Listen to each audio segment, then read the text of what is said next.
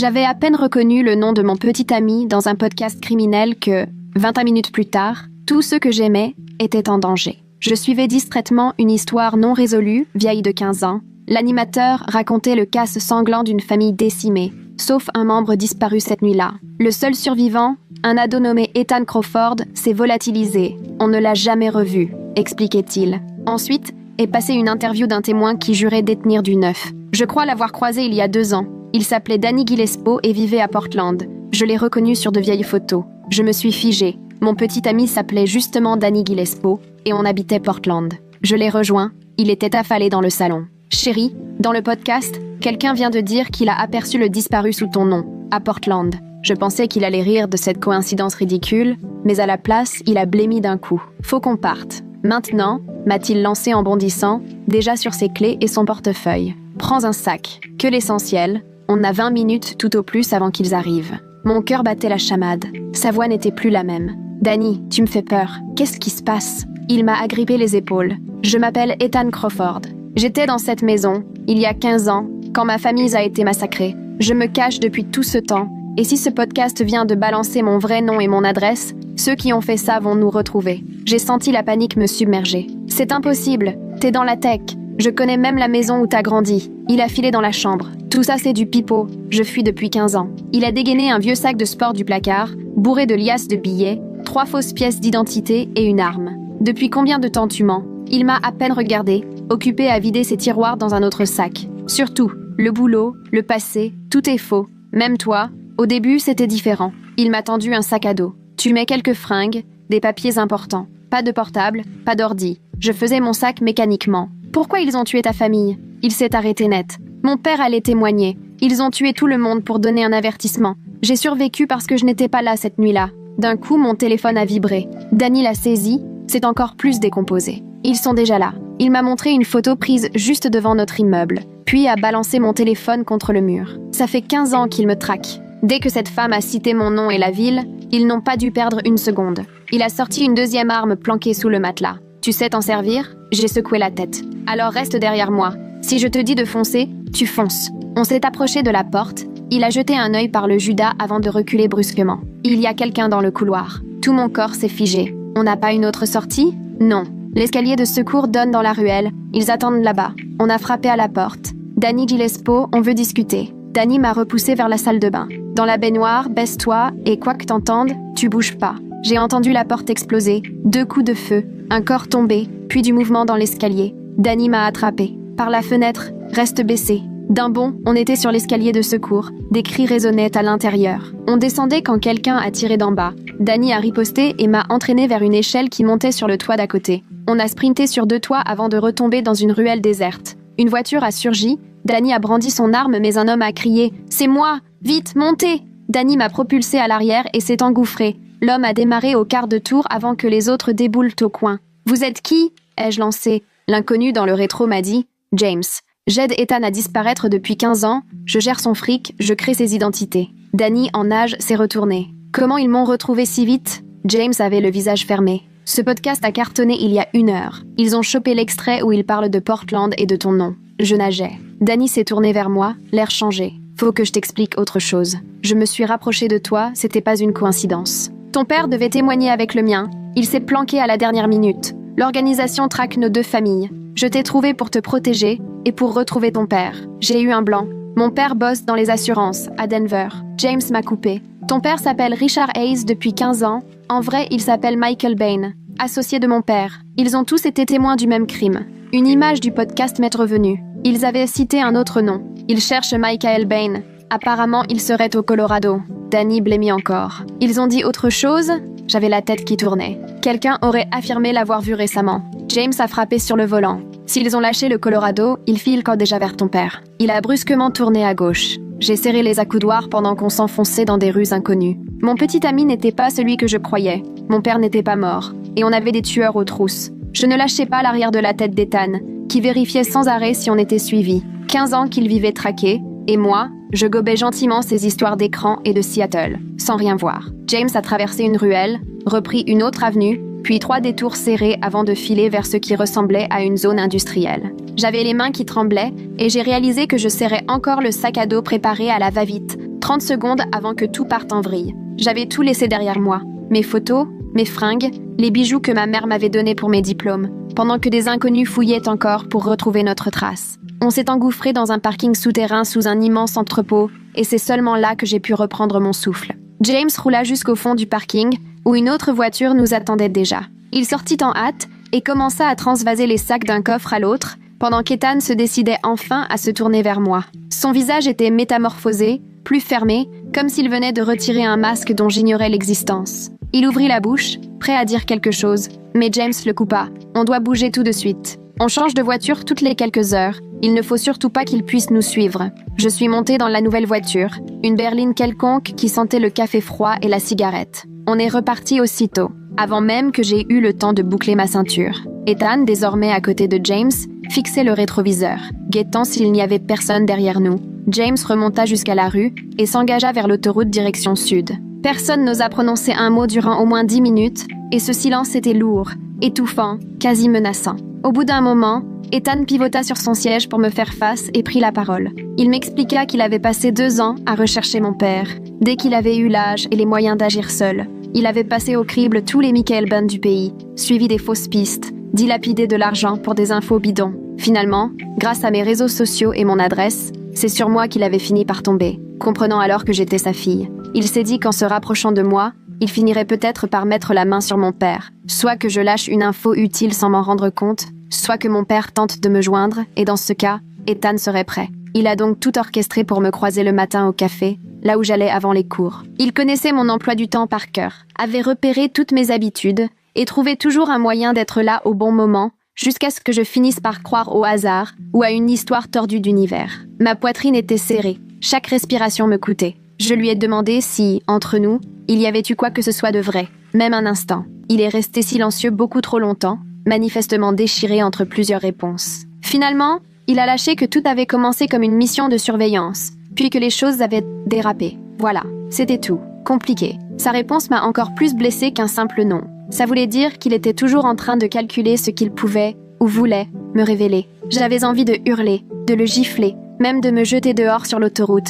Mais je suis restée là, tétanisée. James a changé de sujet. Il fallait rester concentré sur la route jusqu'au Colorado, avant que l'organisation ne retrouve la trace de mon père. Il a sorti un ordinateur portable de sous son siège, l'a ouvert d'une main tout en continuant à conduire, puis il a tourné vers moi pour me montrer l'écran. Le podcast, celui qui avait tout fait basculer 2 heures plus tôt. Déjà plus de 200 000 écoutes. Les commentaires fusèrent de théories sur la localisation d'Ethan. Quelqu'un avait relayé la partie sur Portland et Danny Gillespie, ça circulait partout. Un autre comparait même les plans de la ville avec des données immobilières récupérées en ligne. En gros, Internet venait de faire le boulot de l'organisation, réduisant la zone de recherche à une poignée de kilomètres carrés. James referma l'ordinateur d'un geste sec en précisant qu'avec un peu de chance, on avait 12 heures d'avance. Après 2 heures de route au sud de Portland, on s'est arrêté sur une aire de repos, le temps que James passe quelques coups de fil à ses contacts. Ethan et moi sommes restés seuls, engloutis dans un silence gênant. J'essayais de faire le tri dans mes émotions. Devais-je me sentir plus trahi par ses mensonges ou paniquer par ceux qui nous filèrent le train? Tout se bousculait. Je n'arrivais plus à penser droit. Par la vitre, je regardais des familles traverser l'air comme si de rien n'était, acheter des snacks ou faire la queue aux toilettes. Leur vie continuait tranquillement, alors que la mienne venait de basculer. Tout ce que je croyais savoir s'effondrait. Sans que je ne demande rien, Ethan s'est remis à parler. Il m'a raconté la nuit où il a tout perdu. Chez un copain ce soir-là, il était rentré tard pour trouver sa rue envahie par les flics et les ambulances. Il était passé en douce par la fenêtre du fond, se doutant que quelque chose n'allait pas, et il était tombé sur la maison vide. Plus personne, ni ses parents, ni sa petite sœur, même le chien avait disparu. Du sang partout, un silence de mort. Il avait juste eu le temps de filer avant le retour de ceux qui avaient fait ça. Depuis ce jour, il vivait traqué, changeant d'identité tous les 2 ou 3 ans. Jamais assez longtemps au même endroit pour se construire une vie, s'attacher ou simplement accorder sa confiance à quelqu'un. James s'occupait de tout, l'argent, les fausses identités, la logistique de la fuite. J'ai compris à ce moment-là que mon père avait fait pareil. Sauf qu'au moins, lui avait eu assez de marge pour partir avant que la tragédie ne s'abatte sur nous. J'ai demandé à Ethan s'il savait pourquoi mon père s'était volatilisé au lieu de témoigner. Il m'a expliqué que mon père devait passer à la barre la même semaine que le sien, mais quelqu'un l'avait prévenu à temps que tout allait basculer. Il avait eu seulement 6 heures d'avance, juste de quoi disparaître, en nous laissant à ma mère et à moi une histoire bancale sur un départ pour le travail. Il pensait sûrement nous protéger en nous tenant dans l'ignorance, mais au fond, Il nous exposait si jamais quelqu'un faisait le lien entre lui et nous. James est revenu le visage fermé. Ses contacts venaient de confirmer que l'organisation avait lancé des équipes à Portland et à Denver à peine 1 heure après la diffusion du podcast. On avait vraiment eu chaud, mais il n'était pas évident que mon père sache qu'il était désormais poursuivi. Après 15 ans sous la même identité, il avait peut-être baissé la garde. Nous avons repris la route et j'ai sorti le téléphone que m'avait donné Ethan, un portable jetable censé être sûr. J'ai tenté d'appeler le seul numéro que j'avais pour joindre mon père, celui qu'on utilisait une fois tous les 5 ans quand ma mère parvenait à établir un contact surveillé. C'est tombé directement sur une messagerie de numéro inaccessible et j'ai senti mon cœur se nouer. Soit mon père avait changé de numéro, soit il lui était arrivé quelque chose. Et dans ce cas, il était déjà trop tard. Ethan s'est tourné vers moi, cherchant mon regard. Il m'a demandé ce qui se passait. Je suis restée là, les yeux rivés sur ce fichu téléphone, avant de réussir à lui dire que la ligne de mon père avait été coupée. Je lui ai expliqué que je connaissais à peine mon père, de toute façon. Ma mère m'avait toujours dit qu'il était parti quand j'avais 7 ans, qu'il nous avait laissés pour le travail et ne voulait plus entendre parler de nous. J'ai grandi persuadée que mon père avait tourné le dos à sa famille pour privilégier sa carrière, sans jamais se retourner. Jamais je n'aurais soupçonné qu'il était sous la protection des autorités, encore moins que tout cela avait un rapport avec le crime organisé et des histoires de meurtre. Toute mon enfance reposait sur un mensonge, et maintenant on me demandait d'accepter que tout ce que je croyais sur ma famille n'était qu'illusion. James conduisait sans me regarder, mais il a pris la parole. Il pensait que ma mère non plus n'était pas au courant de la vérité, que le programme de protection des témoins séparait les familles et les laissait volontairement dans l'ignorance pour éviter ce genre de catastrophe. Si ma mère avait su où se trouvait mon père, ou la vraie raison de son départ, elle aurait pu, même par accident, révéler des infos ou servir de moyen de pression. Tout le système était fait pour que personne ne sache rien, ce qui signifiait que ma mère avait cru pendant 15 ans que son mari l'avait abandonnée, alors qu'en réalité, il essayait de nous protéger. Mais puisqu'on en était là, et que l'organisation s'intéressait désormais à la famille de Michael Bain, ma mère se trouvait elle aussi en danger. Ils ne tarderaient pas à découvrir que Michael avait une femme et une fille, et s'ils ne réussissaient pas à le retrouver, ils essaieraient de se servir de nous pour le faire sortir de sa cachette. Prise de panique, j'ai saisi le bras d'Ethan et exigé son téléphone. Il me l'a tendu sans discuter, et, les mains tremblantes, j'ai appelé ma mère. Elle a décroché au bout du 3e essai, déroutée par le numéro inconnu.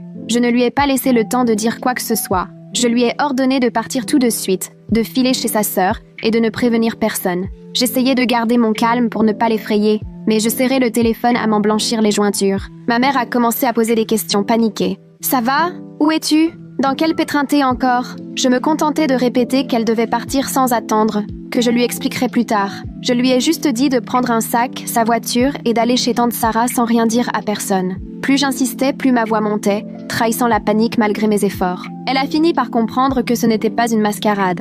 Elle m'a répondu « Je prends mon sac à main et je pars dans 5 minutes ». Je lui ai lancé un « Je t'aime » et j'ai raccroché avant qu'elle trouve le temps de reprendre ses questions. James en a profité pour bifurquer et prendre une autre autoroute, direction l'Est. Il a simplement dit « On continue toute la nuit, il faut mettre le plus de kilomètres possible entre nous et Portland ». Ethan et lui prévoyaient d'alterner au volant pendant que j'essaierais de dormir derrière, mais je savais déjà que le sommeil ne viendrait pas. On a roulé pendant des heures, James au volant et Ethan, sur la banquette avant, guettant constamment les rétroviseurs. Allongé à l'arrière, je fermais les yeux par moments, mais je sursautais presque à chaque paire de phares qui nous suivait, persuadé que l'organisation nous retrouvait et nous traquait à travers le pays. Je tombais dans un demi-sommeil à peine quelques minutes, réveillé en sursaut par un bruit suspect ou la sensation que la voiture dérapait. Une fois, j'ai croisé le regard d'Ethan dans le rétro. Impossible de deviner ce qu'il pensait, s'il s'inquiétait ou s'il mijotait quelque chose, et ça me rendait folle de ne plus savoir discerner la part du vrai et du faux. On ne s'est arrêté qu'une fois, dans une station-service paumée, le temps de faire le plein. James a tout réglé en liquide pendant qu'Ethan et moi restions dans la voiture. Le silence régnait, pesant. À l'aube, quelque part en Idaho, on s'est arrêté près de la frontière dans une station de routier pour changer de conducteur et aller aux toilettes. Dans les sanitaires, j'ai essayé de reprendre mes esprits en m'aspergeant d'eau froide, fixant mon reflet sans vraiment reconnaître la fille dans la glace. À mon retour, James, livide, était appuyé à la voiture, téléphone à l'oreille. Ethan, qui faisait le plein, a eu le même réflexe que moi. On s'est précipité vers James au moment où il raccrochait. Il nous a lancé « Ta mère a failli se faire enlever chez elle il y a environ 1 heure. 2 types se sont pointés en se faisant passer pour des flics. Ils ont tenté de forcer la porte, mais elle était déjà partie grâce à ton appel. Ils sont arrivés 20 minutes trop tard, et c'est un voisin qui a prévenu la vraie police en voyant la porte se faire défoncer. La nouvelle m'a frappé de plein fouet. me contractant le ventre. Ces gens étaient prêts à tuer n'importe qui pour retrouver un témoin, et ma mère avait échappé de justesse au pire à cause des secrets de mon père. Elle avait 20 minutes d'avance, sinon elle serait probablement entre leurs mains. Ou pire, alors qu'elle ne savait absolument rien. La peur s'est transformée en une rage vive, brûlante. J'en voulais à mon père de nous avoir abandonnés, à ma mère d'avoir menti sur ses raisons, même si elle ignorait la vérité. J'en voulais à Ethan de m'avoir utilisé comme appât pour retrouver mon père et de m'avoir mise en danger sans rien me dire. Pendant des années, tous m'avaient menti, et maintenant ma famille se retrouvait menacée pour des choix faits 15 ans plus tôt, dont je n'avais jamais entendu parler. Ethan a tenté de s'excuser encore une fois, expliquant qu'il n'avait jamais voulu que ça tourne ainsi. Je l'ai coupé. Je ne veux pas en discuter maintenant. Je dois penser à notre survie et retrouver mon père avant que l'organisation ne le devance. On réglerait les états d'âme plus tard, si on restait vivant. Ethan s'est effacé. J'ai vu la douleur dans ses yeux. Mais impossible de savoir s'il était sincère ou s'il faisait semblant. De toute façon, ça ne changeait rien au fond du problème. On s'est remis en route, Ethan prenant le volant cette fois-ci, et on a franchi la frontière de l'Utah alors que le soleil montait lentement au-dessus de l'horizon. James avait étalé une carte sur le tableau de bord pour nous montrer qu'on prenait un détour, histoire de contourner les grands axes où l'organisation pourrait nous repérer. L'autoroute serait évidemment plus rapide, mais c'est beaucoup trop risqué. Il n'y a que très peu de routes reliant Portland à Denver, ils pourraient facilement installer des barrages.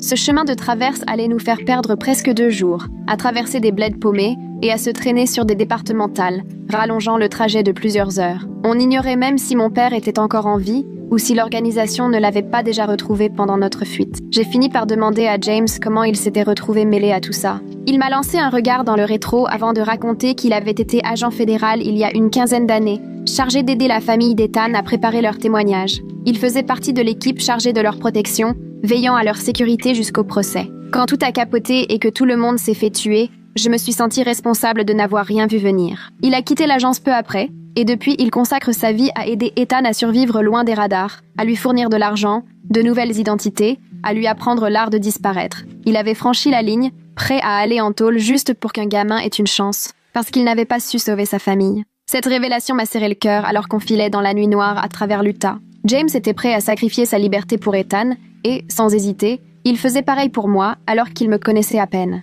Je ne savais pas s'il agissait par héroïsme ou pour expier une ancienne faute, mais au moins je comprenais ce qui le poussait. Rien à voir avec Ethan, qui restait une énigme, pris dans ses demi-vérités et ses mensonges impossibles à démêler. On a roulé encore 3 heures jusqu'à tomber sur un petit motel, tout droit sorti d'un autre temps. James a payé la chambre en cash, 2 lits, on a traîné nos sacs à l'intérieur. Ça sentait le tabac froid et le produit ménager à plein nez. James a précisé « Je prends le premier tour de garde, essayez de dormir. » Je me suis allongée tout habillée sur un des lits, incapable de décrocher des images de ces dernières 24 heures, le regard rivé au plafond jauni par l'humidité. Il y a à peine un jour, j'écoutais un podcast bien tranquille dans mon appart, loin d'imaginer que toute ma vie reposait sur des mensonges. Et là, j'étais coincée dans une chambre de motel paumé, avec un petit ami qui n'en était pas vraiment un, et un ex-flic reconverti borderline. J'ai entendu Ethan remuer. Il s'est assis sur le bord de son lit et, à voix basse, il a dit que tout ce qu'il m'avait confié sur ses sentiments était vrai, même si notre rencontre avait tout d'un coup monté.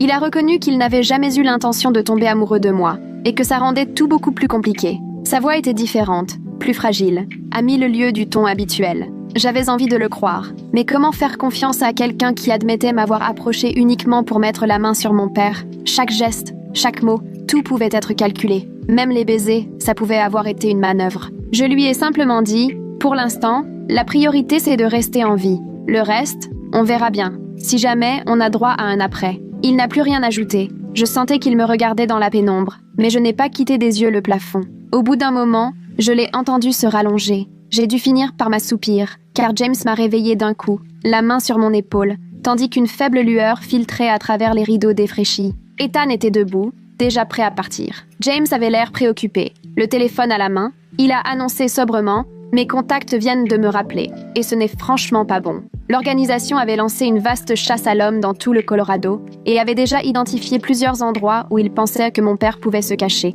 après avoir déniché un podcast consacré à la région de Denver. J'ai eu l'estomac noué. Il nous restait 12 heures de route pour atteindre Denver si on roulait d'une traite. James a expliqué calmement « Ce serait suicidaire de se précipiter en ville sans savoir précisément où le trouver. L'organisation doit déjà avoir des yeux sur tous les endroits probables. » Ethan a suggéré qu'on tente de retrouver une adresse via des actes de propriété ou des factures au nom de Richard Hayes, en espérant tomber sur la bonne piste.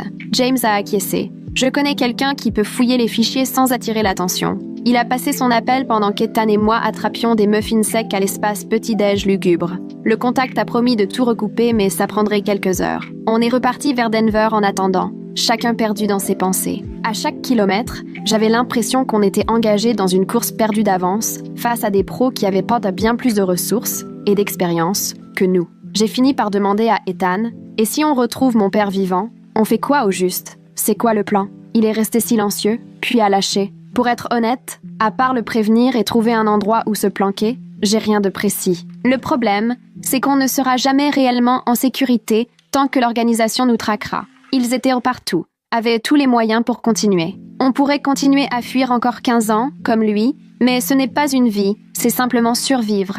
On s'est arrêté à une station-service vers Grand Junction. Le téléphone de James a sonné. Il a écouté longuement avant de remercier son interlocuteur. Il nous a dit « Mon contact a trouvé une adresse pour Richard Hayes dans la banlieue de Lakewood, à seulement 20 minutes de Denver. On était assez proches pour y être en 6 heures d'ici, sans pause. Ethan voulait qu'on y aille prudemment, d'abord vérifier si l'organisation n'était pas déjà planquée sur place. Je comprenais la prudence, mais j'avais peur qu'à trop attendre, on arrive trop tard. On a débattu tout le long du trajet, et on a fini par se mettre d'accord sur un compromis. On passe devant la maison pour s'assurer que tout est normal, puis seulement on s'approche. Si quelque chose nous paraît louche, on avise. Le soleil déclinait lorsque nous avons franchi la frontière du Colorado, et soudain, la réalité m'a rattrapée. J'allais revoir mon père après 15 ans. Impossible de savoir s'il me reconnaîtrait, ou même quoi lui dire. La dernière fois, j'avais 7 ans. Il partait tous les matins au travail, rentrait le soir et me lisait des histoires avant de dormir. Aujourd'hui, c'est devenu un inconnu pour moi. Enfermé dans une fausse identité et détenteur d'informations qui pourraient en faire tomber une organisation criminelle.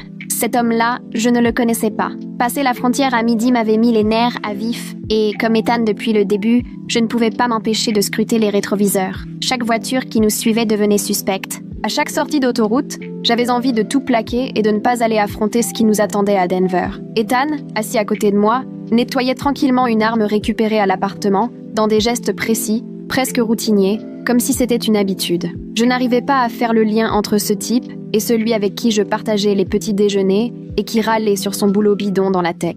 C'était tout simplement incompatible dans ma tête. James suivait scrupuleusement la limitation de vitesse. Faut surtout pas se faire arrêter. Ce serait la pire chose qui puisse arriver, a-t-il lâché. On a des flingues, de faux papiers et un coffre bourré de cash. Si les flics fouillent la caisse, c'est fini pour nous. L'estomac noué, je réalisais que je n'avais rien avalé depuis les muffins du motel. Et, avec le stress, impossible de manger. Le décor changeait à mesure qu'on approchait de Denver.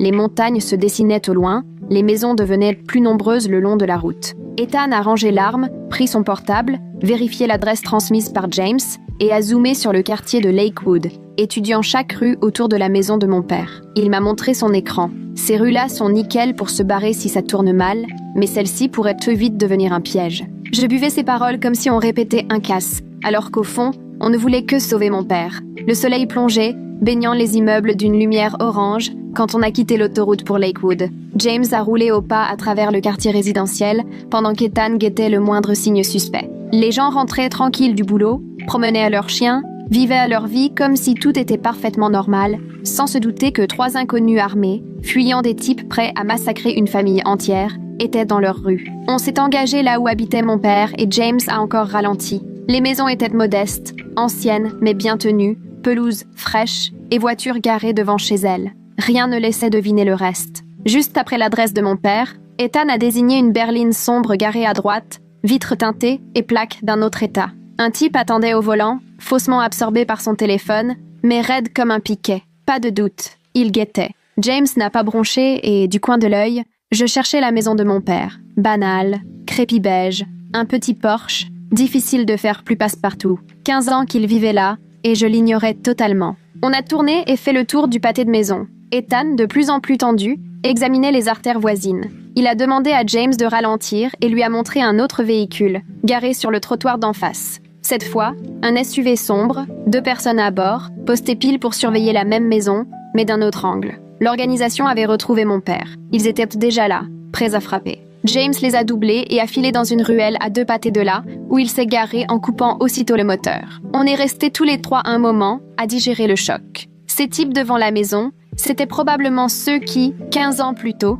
avait fait disparaître la famille d'Ethan. Ils attendirent le signal, la sortie de mon père, ou simplement le bon moment. Ethan a dit qu'il fallait faire vite, sinon il finirait par passer à l'action. S'ils décidèrent de forcer l'entrée alors qu'on tergiversait, mon père aurait zéro chance. James a suggéré d'appeler les flics, mais Ethan lui a rappelé que l'organisation comptait des complices dans la police. Ça risquait juste d'aggraver la situation. Il fallait se débrouiller seul. Imaginer tout ce qui pouvait tourner au cauchemar me filait la gerbe, mais ne rien tenter, c'était signer l'arrêt de mort de mon père. James a contourné le pâté de maison par la ruelle derrière chez lui. On est sorti rapidement, avancé, tête baissée, en essayant d'avoir l'air de voisins ordinaires. Mon cœur cognait tellement que j'en avais la gorge serrée. On a traversé 2 jardins, sur le qui-vive, redoutant qu'un habitant nous tombe dessus, mais personne n'a surgi. Arrivé derrière la maison de mon père, blotti derrière une clôture, Ethan s'est lancé dans l'inspection des portes et fenêtres, cherchant des alarmes ou caméras sans rien repérer. Il a sorti un petit kit de sa veste et s'est attaqué à la serrure. J'avais du mal à croire que je le regardais forcer la porte de la maison de mon propre père. La porte a cédé en silence et nous sommes entrés.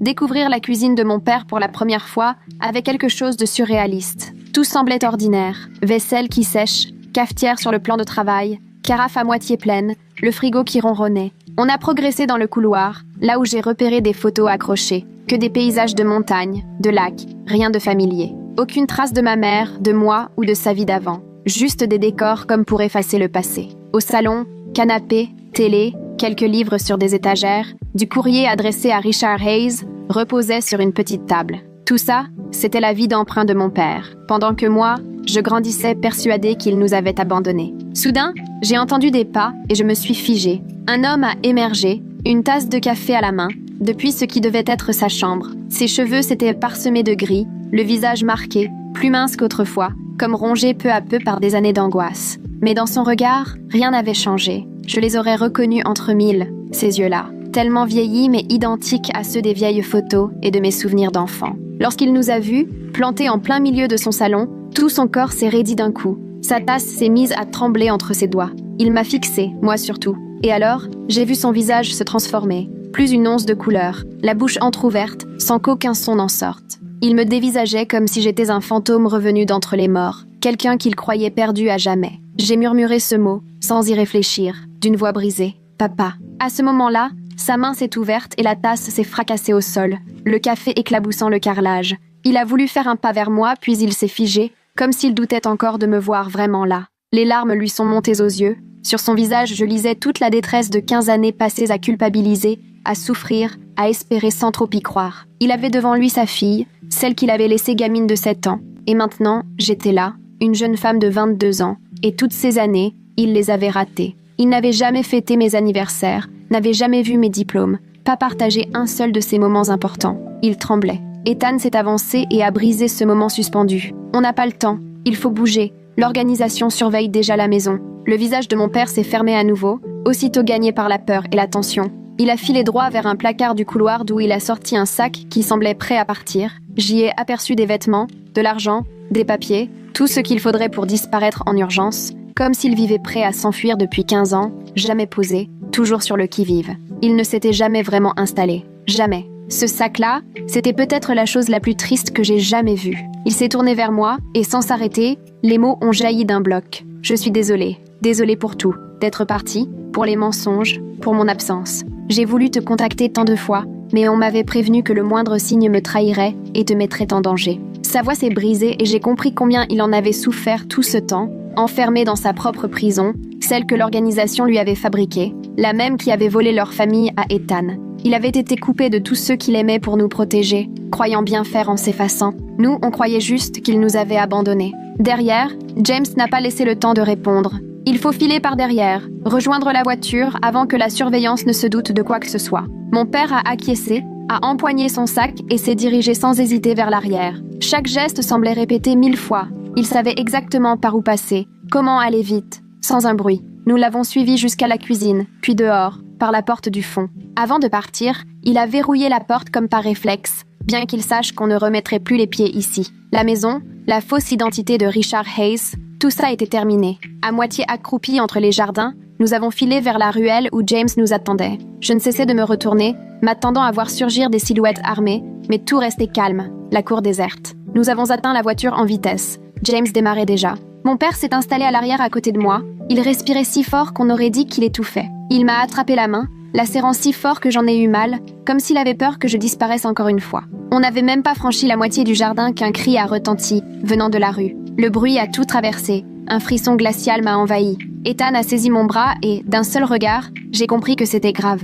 Les hommes de l'organisation avaient dû repérer la voiture. Ils arrivaient, de chaque côté, armés. Malgré l'âge, mon père suivait le rythme, poussé par la peur. J'ai compris à quel point la panique pouvait tout changer. Nous avons couru à toute allure sur la pelouse, sauté une barrière basse pour retomber dans le jardin voisin. Ethan m'entraînait sans lâcher prise. Derrière nous, j'entendais les pas se rapprocher. Nous avons foncé vers la ruelle. James avait déjà mis le contact, la portière ouverte en grand. Ethan m'a hissé sur la banquette arrière. Mon père a sauté derrière moi. James a démarré en trombe, même pas le temps de fermer la porte. 2 hommes déboulaient à l'angle, armes au poing. J'ai entendu la première détonation. Je me suis jetée en avant. La vitre arrière a explosé. Des éclats de verre partout, jusque dans mes cheveux, sur ma nuque. Et j'ai senti les coupures brûler. James n'a pas ralenti, fonçant droit devant sous les tirs. J'entendais le métal teinter à chaque impact. Mon père s'est penché sur moi pour me couvrir. Nous avons débouché sur la grande avenue. James a braqué violemment à droite. J'ai glissé contre la portière. Il roulait vite, zigzagant entre les voitures rares. J'ai jeté un œil derrière nous et j'ai aperçu un véhicule à nos trousses.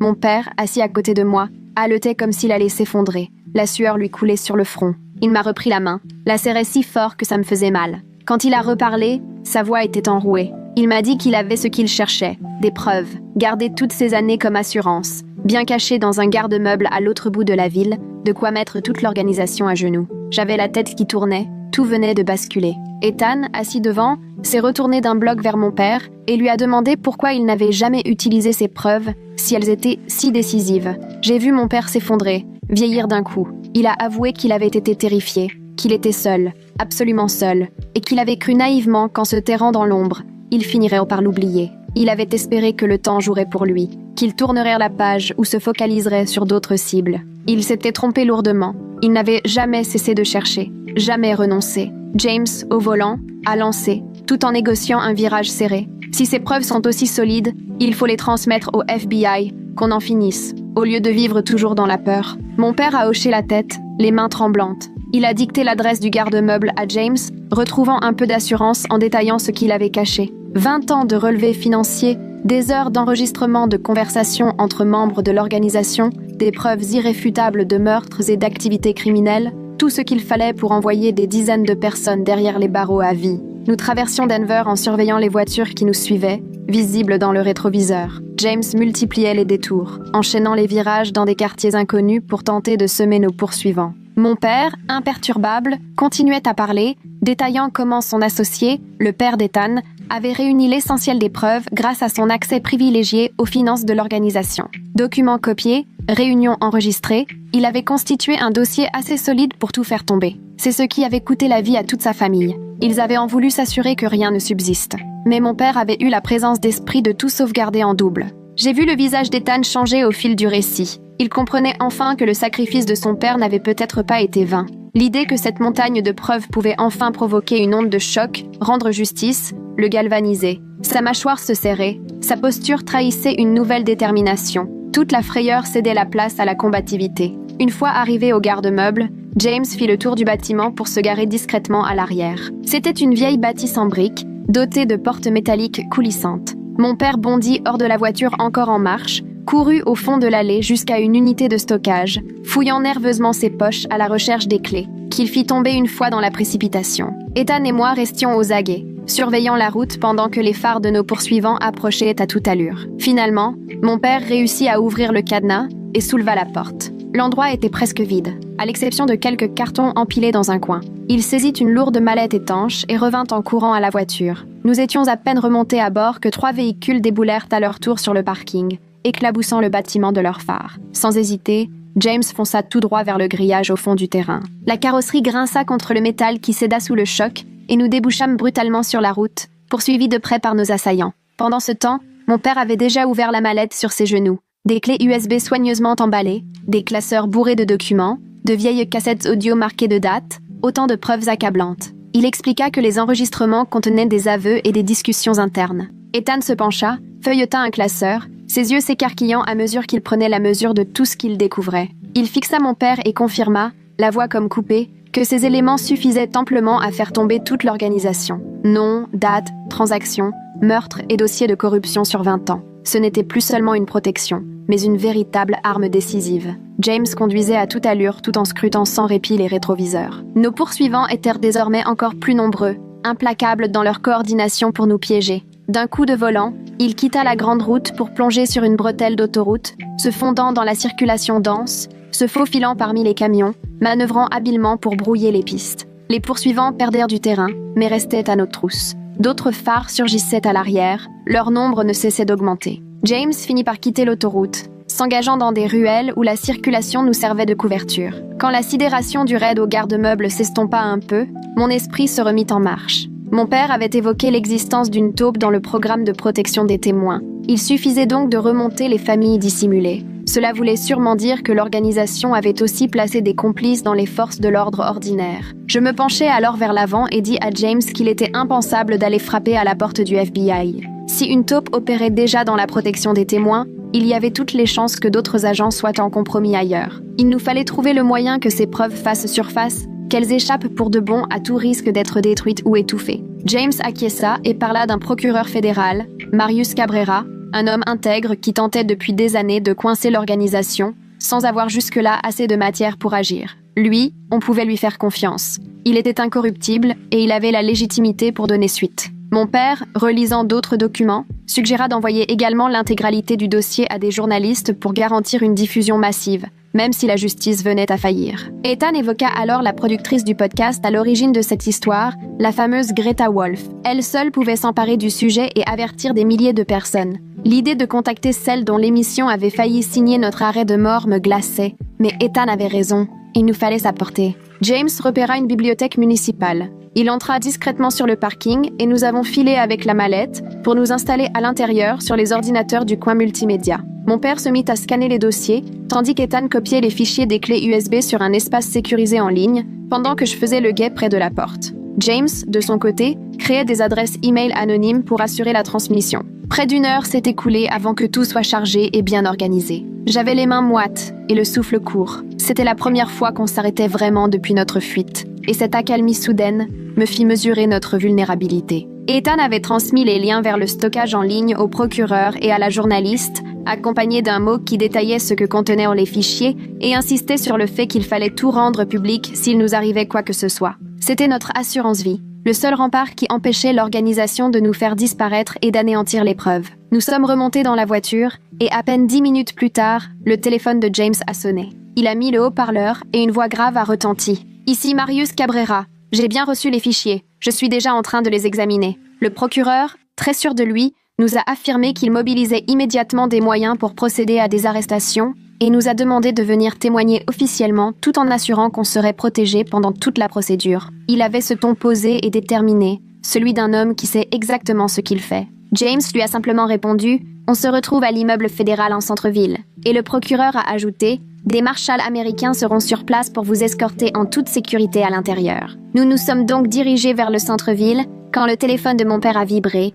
Un email venait d'arriver. La journaliste, Greta Wolf, nous répondait qu'elle avait déjà vérifié certains documents grâce à ses propres contacts et qu'elle préparait un reportage d'envergure pour son prochain épisode. Elle souhaitait nous rencontrer tous, mais on a préféré reporter l'interview, expliquant qu'il valait mieux rester prudent pour le moment et attendre que les arrestations soient faites avant de parler davantage. 2 pistes s'ouvraient ainsi pour rendre les preuves publiques, et ce dans les sphères qui comptaient. James se faufilait dans la circulation, tandis que mon père détaillait le contenu explosif des dossiers. Des noms précis de membres du réseau, des dates de meurtre et de malversation étalées sur 20 ans. De vraies preuves, de quoi envoyer des dizaines de personnes derrière les barreaux pour le restant de leur jour. Je me suis tournée vers Ethan, assis côté passager, silencieux, le regard perdu à travers la vitre. J'ai compris que c'était certainement la première fois qu'il sentait vraiment la menace s'éloigner, la fin de cette peur qu'il avait poursuivie depuis l'adolescence. 15 années à fuir, à se cacher, à se méfier du moindre bruit derrière soi. Peut-être tout cela touchait-il enfin à sa fin. J'ai cherché sa main. Il m'a regardé avec une expression où l'espoir se mêlait à l'inquiétude, comme s'il n'osait pas imaginer ce que pourrait être sa vie sans cette ombre constante. Il a serré très fort mes doigts, et nous sommes restés ainsi sans un mot, car aucun ne pouvait vraiment dire ce qu'on ressentait. 2 rues avant d'arriver, une voiture a déboulé de nulle part et nous a violemment percutés sur le côté. Le choc a fait pivoter la voiture, ma tête a heurté la vitre L'étourdissement m'a envahi. J'ai vu des hommes armés sortir de plusieurs véhicules autour de nous, puis les coups de feu ont commencé à claquer dans tous les sens. Les impacts frappèrent la tôle, les vitres volaient en éclats. James criait quelque chose, mais je n'entendais rien dans ce vacarme assourdissant. Soudain, des marshals, équipés comme pour une opération commando, sont sortis de l'immeuble et ont riposté tout en dessinant un passage sécurisé vers la sortie. L'un d'entre eux, un colosse, a arraché la portière et s'est mis devant nous en guise de rempart. Il a hurlé « Courez !» Nous nous sommes arrachés tant bien que mal à la carcasse, James tirant pour couvrir notre fuite, mon père attrapant la mallette d'épreuves,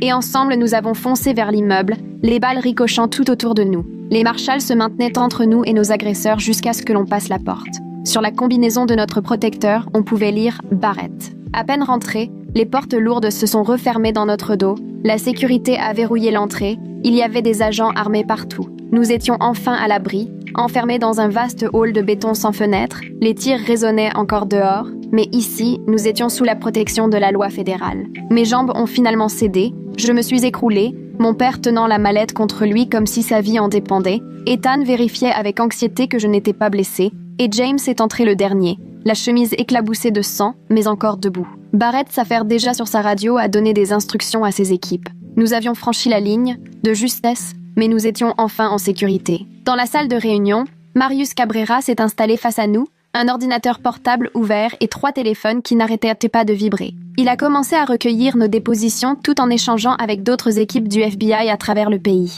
On lance les mandats d'arrêt maintenant grâce aux éléments apportés par votre père, nous a-t-il annoncé. 8 villes concernées en simultané. Toutes les quelques minutes, l'information tombait, relayée avec un calme impressionnant. Chicago, 3 arrestations faites. New York, 4 en garde à vue. Los Angeles, intervention en cours sur 2 nouveaux sites. Je regardais ce procureur mener l'opération comme une véritable campagne militaire. J'avais du mal à réaliser que tout cela se produisait pour de bon, que la cavale touchait peut-être à sa fin après tant d'années. Mon père a remis la mallette d'évidence, Marius a parcouru chaque document, écouté les enregistrements, pris des notes, et tout de suite envoyé des fichiers à ses équipes partout dans le pays. Il nous a confié qu'il travaillait sur ce dossier depuis des années, mais qu'il n'avait jamais eu d'éléments décisifs jusque-là. C'est ce que mon père avait caché qui manquait au puzzle. Les heures qui ont suivi, on les a passées rivés devant les écrans d'infos à voir, en direct, tomber des figures de haut rang à travers le pays, un élu municipal à Détroit, un entrepreneur à Washington, un juge en Floride, tous pris la main dans le sac, menottés devant les caméras et révélés au grand public. L'article de Greta Wolf est sorti au même moment, et d'un seul coup, il n'a plus été possible de cacher ou de détruire quoi que ce soit. Tout était en ligne, accessible à tous. Son reportage comportait des photos de pièces, des extraits audio de conversations enregistrées, une chronologie précise des faits remontant 20 ans en arrière. J'ai vu l'information exploser sur les réseaux sociaux, partagée, commentée, disséquée. Tout le monde exigeait des comptes. C'était trop tard pour l'organisation. Elle n'aurait plus jamais pu effacer ces preuves, même si elle l'avait voulu, car elles étaient désormais partout et connues de tous. Mon père a passé la soirée à mes côtés, et dans les rares moments de répit entre 2 interrogatoires, il a commencé à me raconter sa vie cachée, cette petite maison où il vivait seul, le bureau terne où il s'effaçait sous une fausse identité, et ses soirées passées à suivre ma vie de loin. Il collectionnait les articles de presse sur mon bac et mon entrée à la fac, comme s'il voulait garder un fil avec ma vie, s'accrocher à ce qui lui restait de moi. Sur son téléphone, il m'a montré des photos de ma remise de diplôme, prise par quelqu'un d'autre, et c'est là que j'ai compris qu'il était venu ce jour-là, juste pour me voir de loin. Il m'a dit que le plus insupportable, ce n'était ni la peur ni la solitude, mais l'idée que j'avais grandi persuadée qu'il nous avait abandonnés. À chaque anniversaire, à chaque fête, à chaque instant important que je ratais, c'était pour ta sécurité. Pense-en. Il avait la voix brisée en disant ça et je n'ai rien su répondre, sous le choc d'apprendre qu'il avait suivi tout ça à distance sans jamais se montrer. Plus tard, assis avec Ethan dans une petite pièce à l'écart, on a enfin parlé de la suite. Il m'a avoué qu'il n'avait aucune idée de ce qu'était une vie normale, qu'il n'en avait jamais connue. Depuis ses 17 ans, il ne vivait que pour survivre, se venger, fuir, et il était incapable d'imaginer un avenir qui ne ressemble pas à une fuite permanente. Je lui ai dit qu'on allait devoir s'apprivoiser, apprendre l'un de l'autre, maintenant qu'on n'était plus obligé de courir, que ça prendrait du temps, et sûrement l'aide d'un psy. Ça l'a fait rire, un vrai rire, le premier que je lui voyais, et il a fini par admettre qu'après tout, consulter ne serait peut-être pas une mauvaise idée. On est au moins tombé d'accord sur un point. Il faut être honnête, tout ça est incroyablement tordu. Notre histoire a commencé dans le mensonge et la manipulation, et on ne peut pas faire comme si tout ça n'avait jamais existé. Mais, il a ajouté, on ne peut pas non plus nier que, au milieu du chaos, Il y a eu quelque chose de sincère entre nous. C'est là que Marius est revenu avec une nouvelle qui a glacé la pièce. Les arrestations tenaient bon. Il y avait assez de preuves pour que les têtes de l'organisation restent derrière les barreaux à vie. Bien sûr, il y aurait des procès, on devrait témoigner, mais la menace immédiate n'existait plus. Ceux qui avaient tué la famille d'Ethan et nous avaient pourchassés pendant des mois étaient en garde à vue et allaient probablement finir leur jour en prison. Vous pouvez recommencer à envisager l'avenir, pas seulement survivre, nous a-t-il dit. Et cette phrase m'a bouleversée, parce qu'il y avait des années que je n'avais pas osé aller plus loin que le lendemain. Le jour suivant, ma mère est arrivée sous escorte fédérale, retrouvant mon père pour la première fois en 15 ans. Des retrouvailles à la fois douloureuses et chargées, toutes ces années impossibles à effacer. Elle était blessée de tous ces mensonges, de lui avoir cru capable de nous abandonner, et lui se défendait, répétant qu'il avait fait tout ça pour nous préserver. Ils sont restés là, dans cette salle de conférence, à régler leur compte sur 15 ans de vie volée, et j'ai compris que ce n'était pas certain qu'ils arrivent un jour à passer à autre chose. Pourtant, il y avait aussi du soulagement. On était vivants, le danger s'en était allé, et peut-être qu'on pouvait reconstruire un peu, même si ça ne ressemblerait plus jamais à ce qu'on avait connu. Avec Ethan, on s'est fait la promesse d'y aller doucement, de réapprendre à se connaître pour de vrai, à repartir à zéro, cette fois sans faux semblant. Il trouvait refuge dans un appartement provisoire près du mien, et on voulait essayer de sortir ensemble, comme un couple normal, même si on savait bien que rien, désormais, ne serait jamais tout à fait banal. On a décidé de consulter chacun de notre côté, puis ensemble, parce qu'on avait tous les deux besoin de mettre de l'ordre dans nos vies. Lui, c'était 15 ans de blessures et d'isolement à dépasser. Moi, j'avais à digérer la trahison et tout ce que je venais d'apprendre sur mon passé. Il fallait aussi qu'on sache si ce qu'on ressentait l'un pour l'autre avait vraiment une chance, ou si ce n'était qu'un effet de ce qu'on avait vécu ensemble. On allait devoir prendre le temps et être honnête comme jamais auparavant. 3 semaines plus tard, pour la première fois depuis mes 7 ans, je me retrouvais à dîner avec mes 2 parents réunis. On était serrés sur la banquette d'un restaurant, on ne savait plus comment se parler, la nervosité flottait dans les gestes et les silences, et chacun essayait tant bien que mal de retrouver ses marques. Ma mère et mon père faisaient des efforts pour discuter posément, mais la douleur rejaillissait dans un regard ou une phrase. J'ai essayé de leur raconter ma vie, l'école, de combler les 15 années perdues, et ils m'écoutaient en s'accrochant à chaque mot. On était ensemble, en sécurité, et je n'aurais jamais parié retrouver ce moment. Après le repas, Ethan m'a envoyé un message pour savoir comment ça s'était passé. C'était étrange et douloureux, mais il y avait aussi du bon, d'une façon que j'arrive pas à expliquer. Il m'a répondu qu'il était fier de moi, fier d'avoir tenté, et là j'ai compris qu'au fond, dans ce chaos, il y avait bien quelque chose de vrai entre nous. Finalement, ça valait sans doute la peine de se battre, même si on devait tout recommencer sur des bases plus saines. L'organisation n'existait plus. Ma famille était là, et pour la première fois depuis des semaines, je pouvais imaginer le lendemain sans être paralysée par la peur. Voilà, on peut dire que c'est une belle victoire. Si vous avez lu jusqu'ici, je ne sais pas s'il faut vous remercier ou vous présenter mes excuses. Alors abonnez-vous, et on fera comme si tout allait bien.